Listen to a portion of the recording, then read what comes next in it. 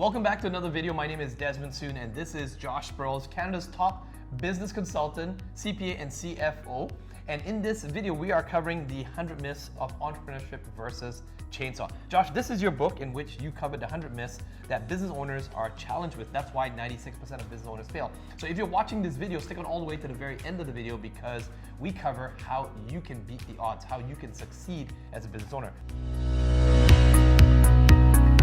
So Josh, in this chapter, which actually the title says you can avoid the functions of the business you don't like. And is that true or is that not true? Do you delegate? How do you delegate successfully?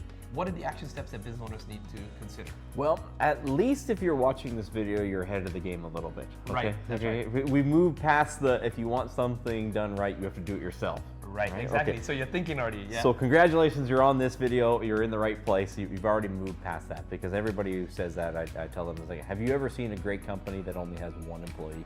That's right. Is there any Fortune 500 companies? Is there any blue chip companies? Like, it doesn't happen, right? Well, actually, you even quoted here, you said 54% of businesses have 4 employees or less, and that's by Industry Canada.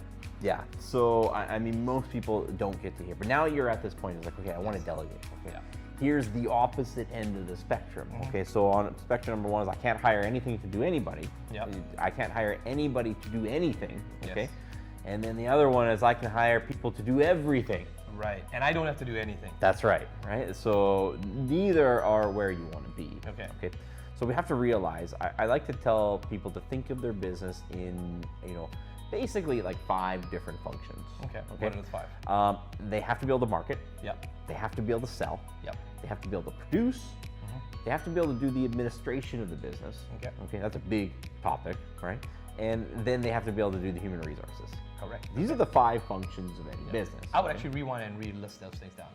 So, so recap. You have to be able to market. You have to be able to sell. Yep. You have to be able to produce. You have to do the administration of the business. Yes. And then you have to do the human resources. Okay. Now you don't have to be an expert in all of them, right? Right. You're likely going to have to be the expert in number 3 is the production. Right. The deliverables, yeah. That's right. People get stuck in there. It's like, okay, I know how to do this. Yeah. Okay. I don't know how to do marketing. I don't know how to do sales, right? Yep. So let's think about that. Okay. I don't know how to do marketing. Great. So you're going to hire a marketing company to do what? Exactly, right? The marketing. You're going to go to a marketing company and say, I want you to market my business, right? You're going to try to hire a salesperson. And it's like, I want you to sell. Well, how much does it cost? What's the sales process? How do we get our leads? Like, they don't know, right? They want to do the administration of the business. Okay. Yeah. Well, how do we bill? What's our invoicing terms, right? Yeah. What program are we going to Yeah. use, right? When are we going to look at the numbers, right? So you have to have a basic underlying understanding of these. You do not have to be an expert in them. Right. Okay? But now you also have to realize if you simply hire everything out as a new business, you might run out of cash. Okay. You could pay at a very low level. If you need someone to sweep the office after, you could definitely pay someone to do that, right? Yeah. But it's also something that you really can't mess up either, right? Yeah. It's not like you're getting sued and you're not going to hire a lawyer and you're going to self-represent yourself in court. It's different, right? Yeah. They're both sweeping the floor. You can sweep the floor. Yeah. They're both going to cost you money to outsource, right? But one, probably doesn't have that much sophistication involved, and the other one has a tremendous amount of sophistication involved, right? So we have to understand what's our cash flow parameters. Okay. Now, ultimately, you want to spend as much time as possible doing your highest and best use. Right, I was going to say, you have 168 hours in a week. Most of us entrepreneurs, I mean, Josh, you've worked it out, you've done the numbers, it's about 6 days a week, 60 hours. That's right. Successful entrepreneurs are putting in those amount of hours. Yeah. Let's say you're not one of the successful yet, you're kind of getting up there. What if you're putting in just less than that? You're putting in 40 to 50 hours a week. Yeah.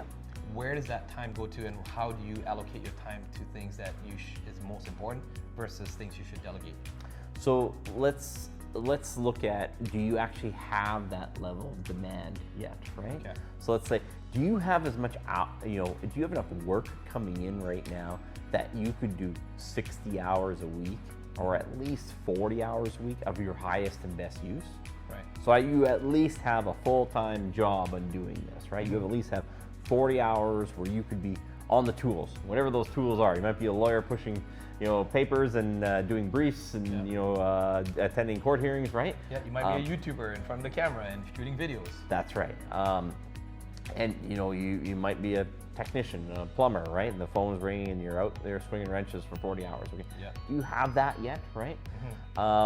So once you look at that, I would say you need to have a high priority on actually, if you don't have that, you need to place a very high priority on doing marketing.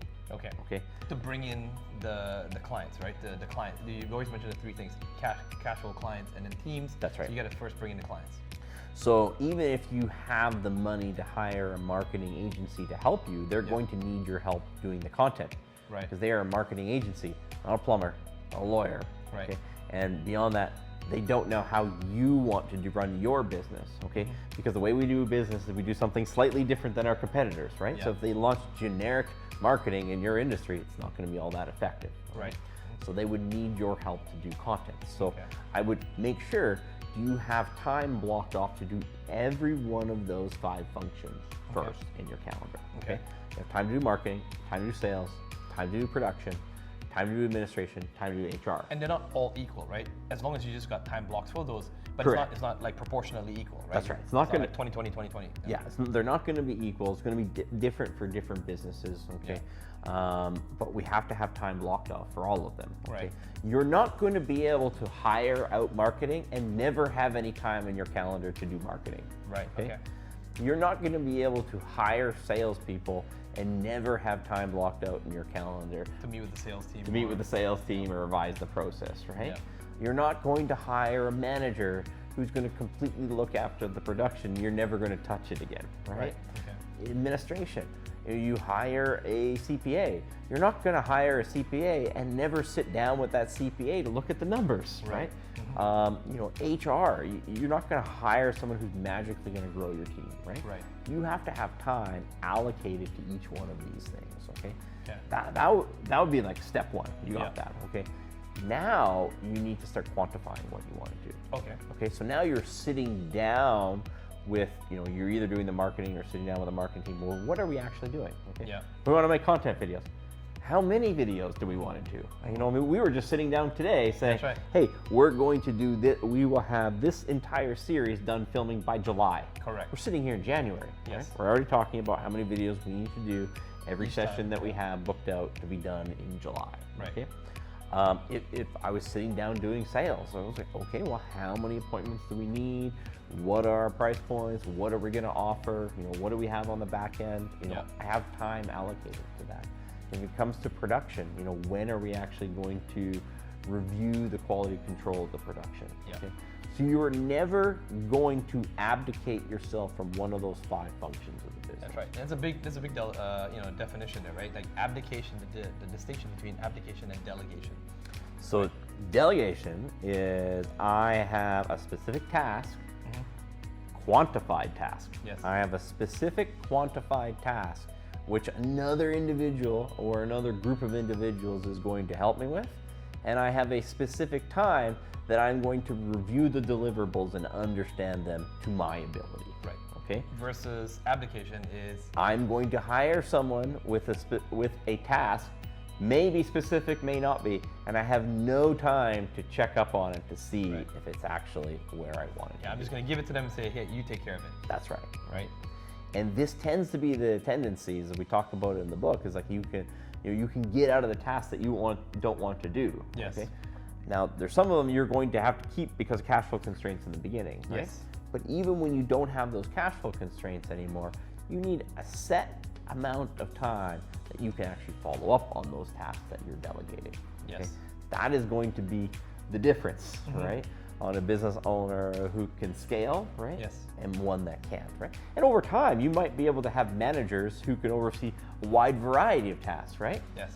But then who follows up on the managers? That's right. Right? Yeah. Who checks in with the managers to review what they're doing? So you can dramatically shrink down the time that you spend on any task but it never goes to zero. Right. Okay?